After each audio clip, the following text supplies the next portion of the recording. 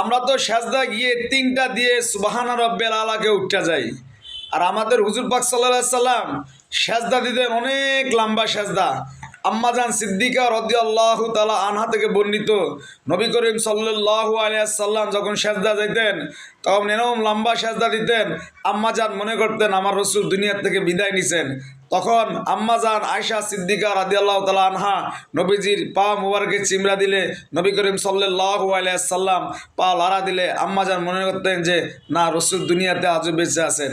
কিন্তু নবীজি সাল্লাল্লাহু আলাইহি সাল্লাম সেজদা গিয়ে অনেকগুলো তাসবিহ পাঠ করতেন।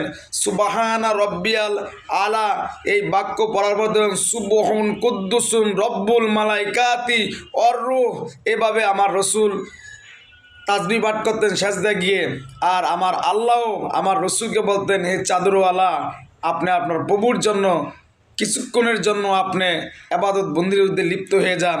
আর আমার রসুল গভীর রজনীতে আমার আল্লাহর দরবারে চলে যেতেন, আল্লাহর কুদরতি পায়ে সেজদা দিতেন আর উম্মতের জন্য কাঁদতেন।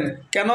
আমার রসুল ছিলেন মাসুম, আমার রসুলের ছিল না কোনো গুনাহ, নাই কোনো কিছু, আমার রসুল নিষ্পাপ, আমার রসুল ছিলেন মাসুম, আমার রসুল শুধু উম্মতের জন্য কাঁদছেন।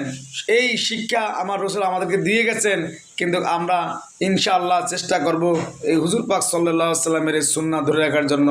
আল্লাহ যেন সমস্ত মুমিন মুসলমান ভাই ও বন্ধুদেরকে এই তাহাজ্জুদ নামাজ এবং এই সেজদায় গিয়ে এই তাসবিহগুলো পাঠ করার তৌফিক দান করুক। আমিন আমিন। আসসালামু আলাইকুম।